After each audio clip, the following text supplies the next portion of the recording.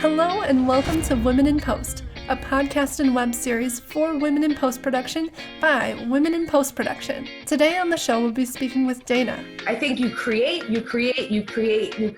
keep creating, and that's the key.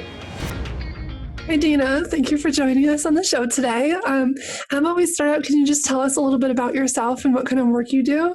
I'm so glad to be here, Kristen. Thank you so much. I am Dayna Reggero. I am a documentary filmmaker. I am the director of the Climate Listening Project, and it's kind of my production company, I guess. And so I have traveled across America and around the world listening to people's stories. And I take that documentary approach of really listening and kind of following the stories, which makes interesting in post. But I've created several documentaries that are short documentaries, about 25 minutes, with some great team members and collaborators. And then I've made a bunch of short videos and also am starting work on my first feature documentary. And I'm actually just finished last week in production on a new documentary that I'll be entering, that we're just starting working on right now, post and transcript world. Wow, you've got a lot going on. Yeah. So what got you started in filmmaking? You know, I was at a point where for many years I used to work in television, and I would take animals on television to talk about conservation and preservation. And I am very passionate about the environment and about the ways that communities interact with the environment. And so I was at a point in my career where I was just hanging out with a lot of really cool people. And I was like, we should be filming this. So I filmed some interviews with my friend who was with Discovery Communications at the time. And so then we decided to do a tour, and we had Chevy come on as a partner. They were launching their first electric vehicles and hybrids. And so we hit the road and traveled and filmed sustainable farmers and all these cool things around California. And so I had no idea what I was doing. I was actually filming that and doing sound, doing everything. And I mean, I had no idea what I was doing at all. And so that was kind of how it all started. And then I started working with some really cool filmmakers and editors after that, and had a chance to work on an Emmy-winning show called Years of Living Dangerously. And that's when I started the Climate Listening Project. And so that was about 6 years ago. And ever since then, I've had the chance to hire like 50 different creatives and make a virtual reality film and animations and documentaries and all kinds of interesting work. And I've learned a lot along the way. Mm-hmm. What would you say is the key to, finding these opportunities? Yeah, I mean, I think it's all about meeting people, being passionate about the cause. And so I work in documentary film. And so for me, it's all about the impacted communities, the frontline communities. It's about the people, and I care deeply about the people that I'm listening to in the documentaries. So I think for people that are working in documentary film, you don't just make a film to make a film. You're making a film about something that really, like, you're like, I have to make a film about this. Somebody should be making a film about this. Mm-hmm. And so you just then are, sort of network weaving and finding the right connections and, the right people that should be a part of that movement, and it's more about letting people know, like, hey, this is happening. I want to make sure that you're involved, or that you know about it, or who should we be talking with? Who should we be interviewing?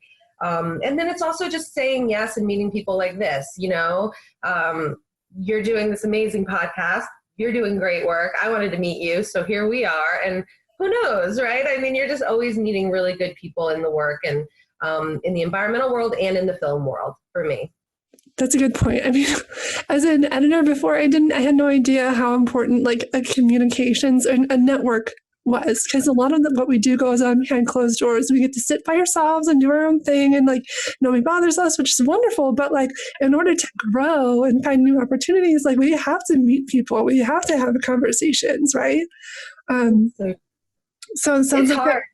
I want to hide in the forest all the time. I want to have to go out, or, you know, even just posting to social media, even just, you know, just putting yourself out there. I mean, yeah, you know, it's hard, but you got to do it. So I was watching the clip that you sent in, and we'll get to that in a minute, but, and you mentioned you're about like, a lot of environmental things. What got you interested in that particular genre to begin with?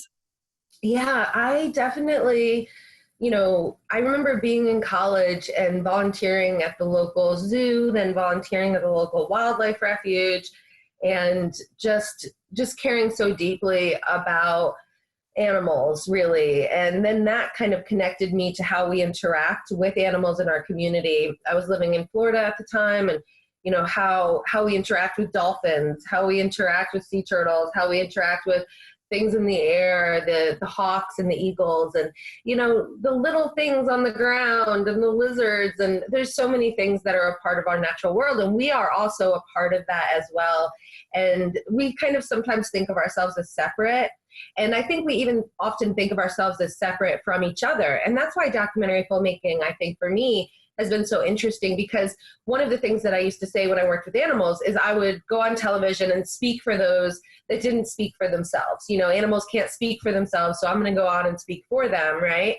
Well, I think with documentary filmmaking, it's an opportunity, you know, to lift up voices that are often unheard, voices that, you know, aren't always on the, you know, on the covers of every magazine and on TV all the time. These are people that, you know, are sometimes not listened to. So this is a really good opportunity to go out and connect with people and to help lift up their stories, help them feel listened to, and see how I can help.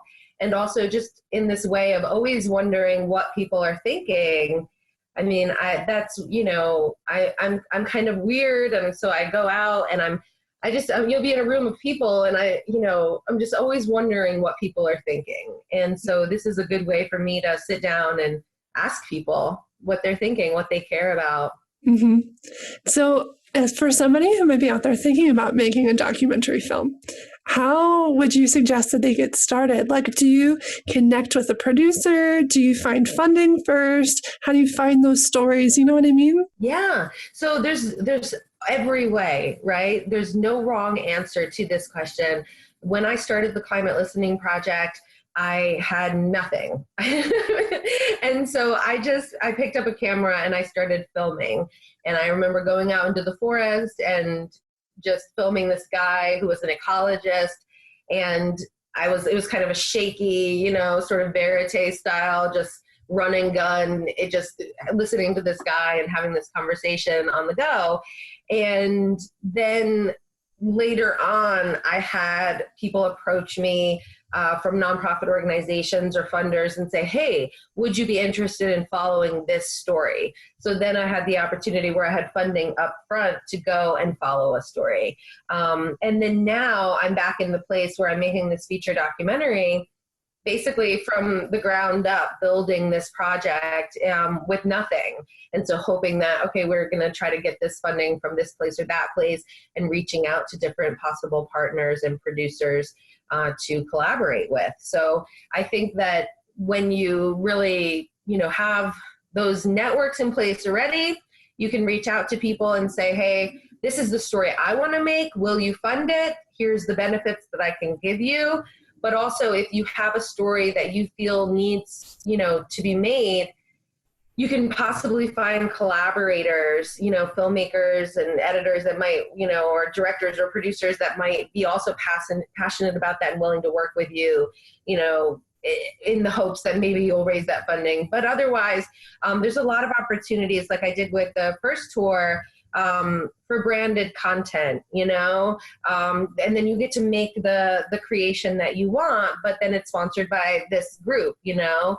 You can get funding that way. And then there's also nonprofit organizations out there that are working on specific issues. And so if it's an issue you care about, you can pitch an idea to them, or get into the network with them so that they will then come to you as somebody that could edit or potentially work on a project that they want to work on. Mm-hmm, mm-hmm. So by branded content, you mean like commercials and social media stuff?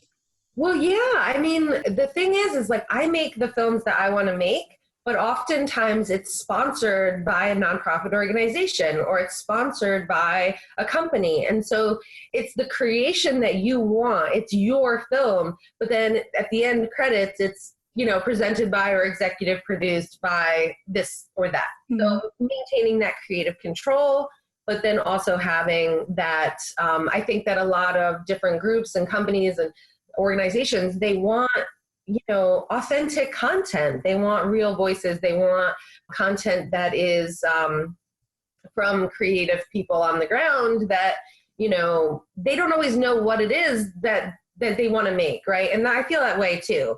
That's why I work with a lot of different creatives, because I don't always know this way to do motion graphics or this way to do, every single thing in post. You find so many people have different expertise, right? So they're the same way. Sponsors are looking to us to help them figure out like what should we create? What would you say is the number one way that you've found to connect with sponsors and to get them to say yes? Yeah. So, I mean, this is going to sound weird, but they reach out to me at this point. And I think you create bad things. You lose, you do bad things, but you keep creating. And that's the key. And then, you connect enough, you talk about the things you're passionate about enough, and you let people know that, hey, I'm here, I'm on, like, get on their radar. And so they will know when they want something made, when there's an idea that's coming, that you exist, that you're there, and that you could be helpful to them. Mm-hmm. Well, let's take a minute and look at your latest project. Like I said, this is supposed to be the good living here. Fresh country air, living off the land. That sounds wonderful. It sounds beautiful, don't it? But when you're ingesting poison, not knowing, that's heartbreaking. Not knowing that's what you're doing to your family.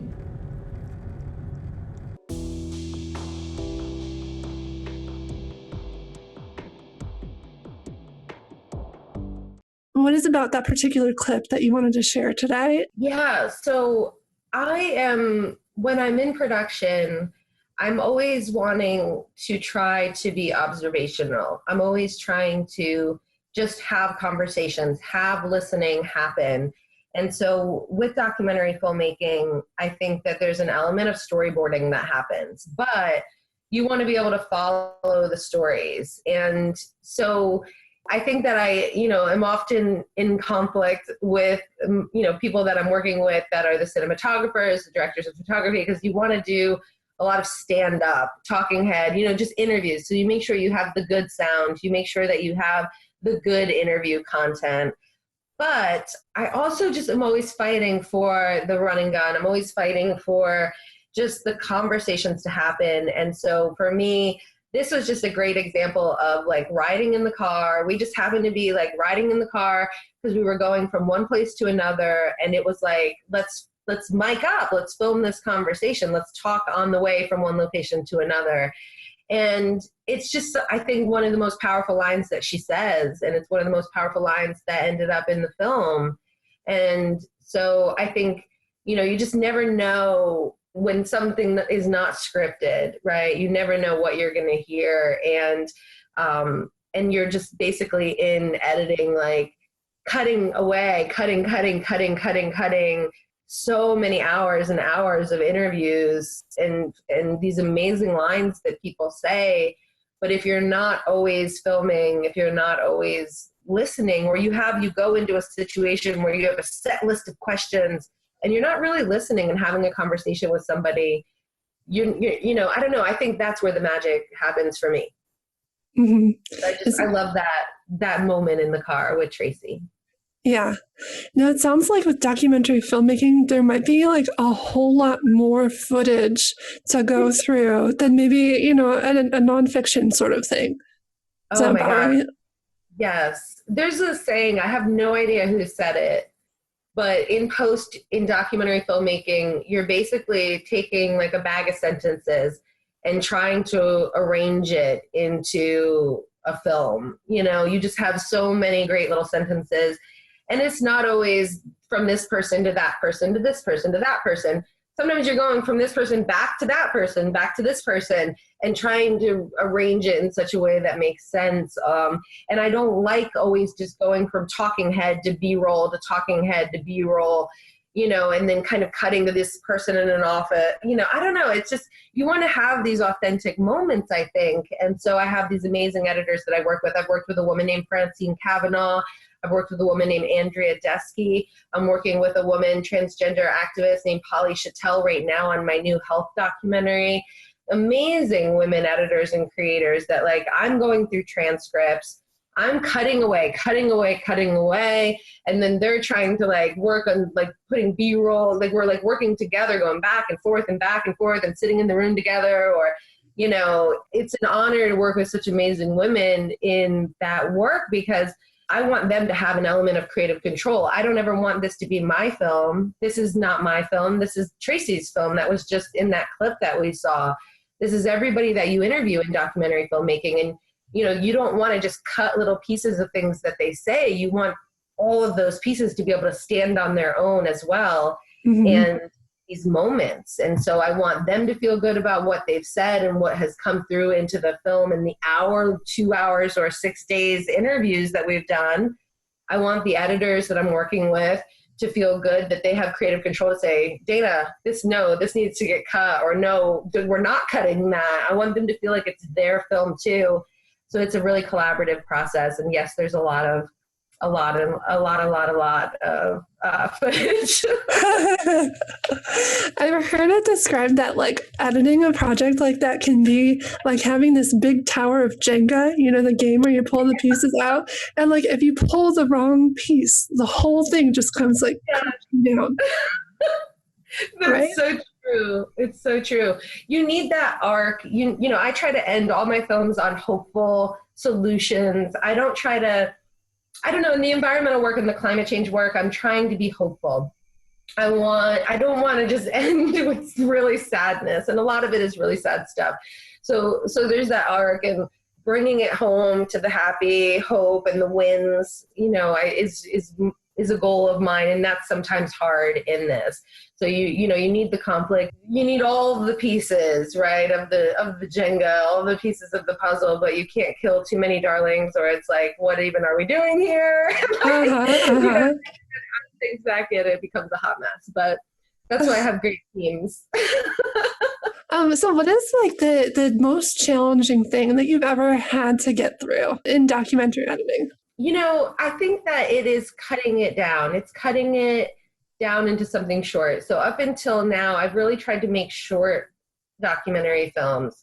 I've worked in short form work, and it's just what I'm most passionate about. I think that it's something that can be used easily at events. It's something that can be used easily in activism. It's something that can be screened.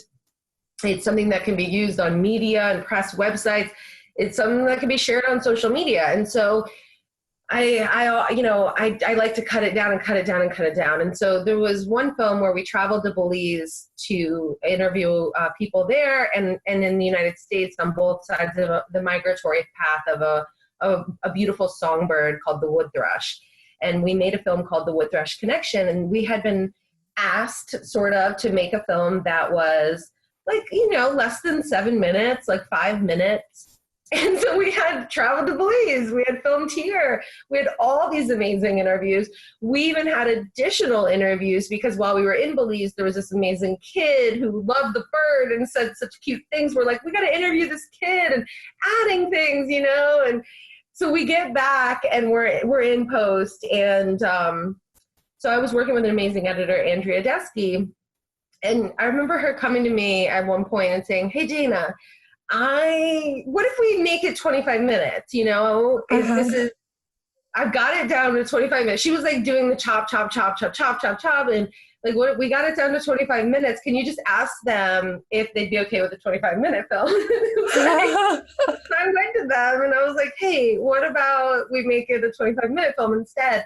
Well, they really needed it to be a 5-minute film for this tool that they wanted. And so we were like, okay, we have to keep cutting. And so we decided then to do both. And we kept the 25-minute full-length short film and also made a shorter version, a version that was 6 minutes. So we have both pieces now, and some are screened at events. Now this one also is screened at events. So we have 2 films. Nice. It's okay. So, did they sponsor both of them then, or it's just like, hey, double feature?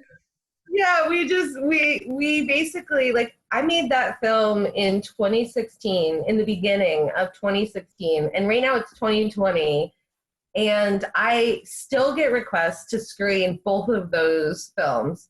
I have a screening coming up at an art museum. I have screenings. They just last year made it into an elementary school curriculum. And that's what I care about, is that the impact continues. So it's a timeless piece that is shown, is screened, is used. And so sometimes it's the shorter film and sometimes it's the longer film. But no, yeah, we were sponsored to make one 5-minute film, but we just decided to make another one. And I try to maintain that kind of ownership and creative control in all of the partnerships I do, to be able to do that, to say, no, we're also going to do this. So it's not, I didn't get paid more, but I also didn't get in trouble, or they couldn't kill it, Uh-huh. Yeah. Is that so? I don't want to get too detailed into that, but like, do you have to get a separate contract for that sort of thing? No, so essentially there's an element of ownership that I maintain. So I am sponsored and contracted, executive producers and partnerships, but I essentially create the piece and maintain creative control. So if I wanted to make a bunch more pieces, I could do that as well, Uh-huh. So it's not work for hire. It's like, you are a business and this is your thing, and then they are benefiting from it. Yeah. Okay. Yes, exactly. And it's often their idea to make the film. I'm just coming up with what the film is, Yeah. Gotcha.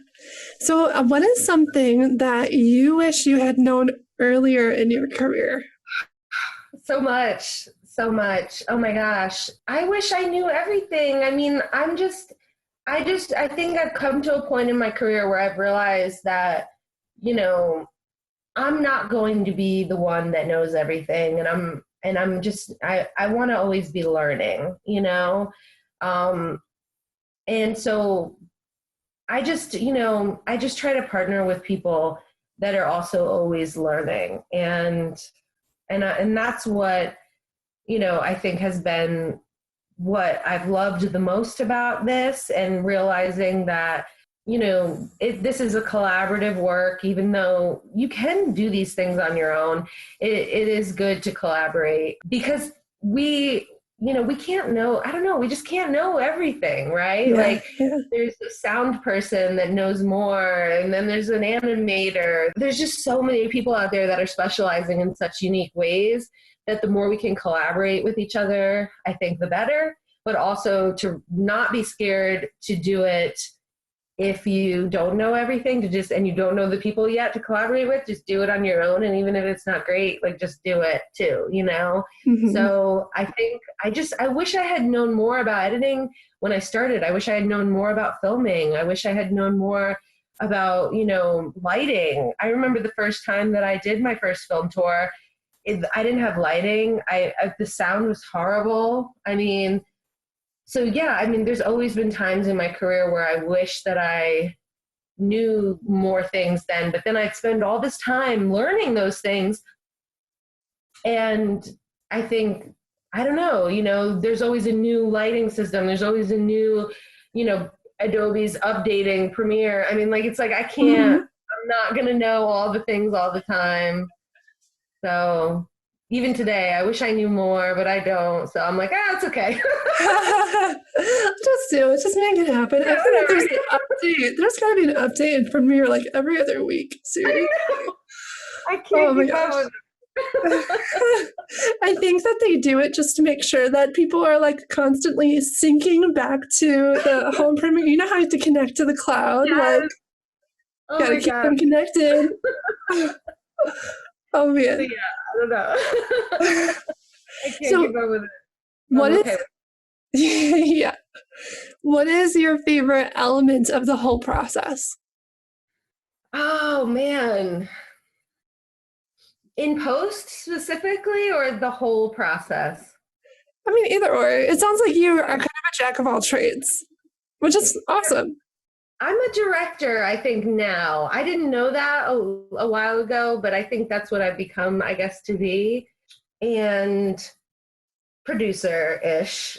So I would say that the most exciting part for me is meeting the people that I'm going to interview, actually being on the road, interviewing them, listening to them, and knowing in that conversation, you know, that I'm really connecting with somebody. When we hug at the end, like, I'll meet somebody and they'll be like, why you, you know, like, who are you to interview me about this thing that you're not an expert on? Because I also don't know everything about everything that I'm interviewing people about. I don't know anything about anything sometimes, you know, it feels like. So there, you know, but by the end of that conversation, the way that we feel, and when people, you know, when you really connect with somebody and somebody really feels listened to, somebody feels like they've been able to be their whole selves, and I feel like I've really been helpful in some way, then I feel like I'm contributing. I feel like the art that I'm creating, the work that I'm doing is helpful to people, and then I feel like I'm doing okay. Mm-hmm. Mm-hmm. Is there like one question that you use that always gets people to open up? Oh gosh, no. There's no magic, there's no secret.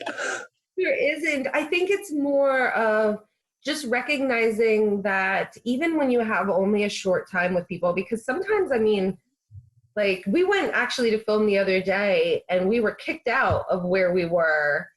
So then we had to go set up again somewhere else. So we had shorter amount of time with this person. We were losing light. We were outside at this point because we were kicked out of the indoors. Oh my gosh.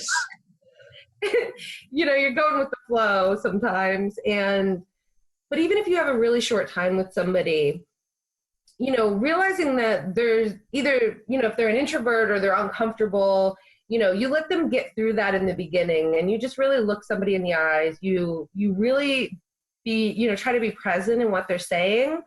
You're not always thinking about the next question. And you're also taking time to ask them follow-up questions, or just be silent. In that space of silence, allowing them to then add on to what they're saying. Let them continue talking. You don't always need to respond. And it's also, you don't always need to have the next question. Like, somebody just told you this really deep, you know, heart information, and you're like, okay, next question. You know, like, live in that moment for a second. Let them really feel listened to. Let them know that you're not just thinking of the next question, that you're not judging them, that you're not going to debate them. I don't think we get a lot of that in today's world, where you just really feel listened to. Yeah. I'm not offering them help, advice. I'm not debating them. I'm not somewhere else. I'm just there listening to them. And then that's when and even sometimes when you're interviewing somebody who's almost like a spokesperson, you got to let them get their talking points out first, and they have all the good little things they're going to say.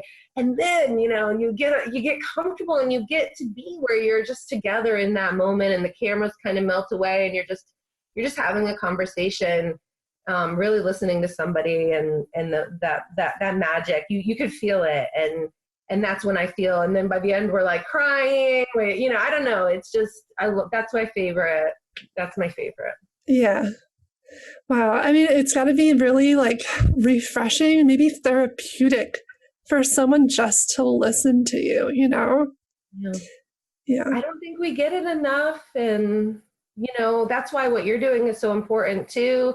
I mean, anytime that you're, lifting up women that are doing this work and giving all of us an opportunity to be listened to, it's powerful. And then you kind of share this podcast out with the world in hopes that others will listen as well. And that's what, you do with the film. You listen, and then you hope others listen too. And then they're inspired to share their stories or to be better listeners.